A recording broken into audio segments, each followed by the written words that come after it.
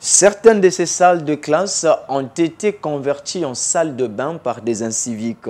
Les toitures vandalisées pour des fins pécuniaires.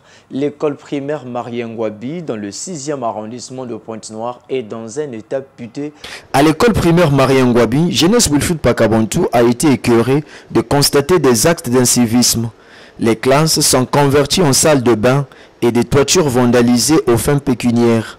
Devant ce tableau sombre, il appelle les populations à un sursaut mental et ainsi éviter le cycle infernal de construction, déconstruction et reconstruction décrié par le président de la République.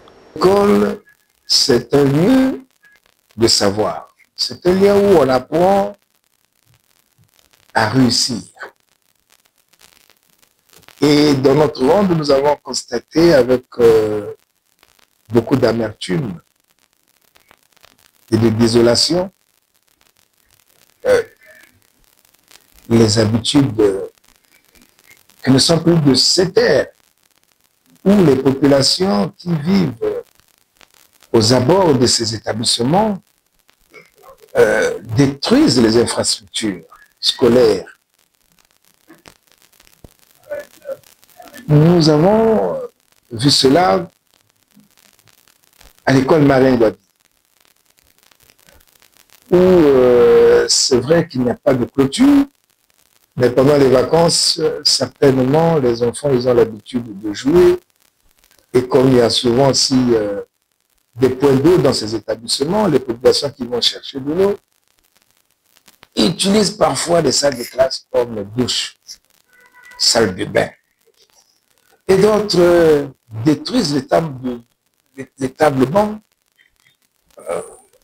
Je ne sais à quel but. Est-ce que c'est pour le bois de chauffe? Là encore, c'est un problème d'éducation, de civisme et surtout de bonne foi. Les gens doivent changer leur comportement vis-à-vis des infrastructures de l'État et surtout des écoles. L'école, c'est pour la population. Et donc la population doit veiller à l'école dans leurs arrondissements, dans leur quartier, dans leur zone, dans leur bloc. C'est des infrastructures qui ont coûté de l'argent. Aujourd'hui, nous devons peut-être procéder à améliorer les conditions pour que les apprenants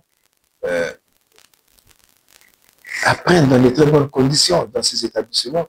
Mais si nous détruisons, nous prenons les tôles, nous détenons les établissements pour aller vendre les tôles à ceux qui fabriquent les marmites ou clôturer nos parcelles. Par ailleurs, il appelle les sociétés détentrices d'antennes ou pylônes dans les établissements scolaires de sa circonscription à accompagner l'État dans la réhabilitation des infrastructures scolaires, notamment la construction des murs de clôture.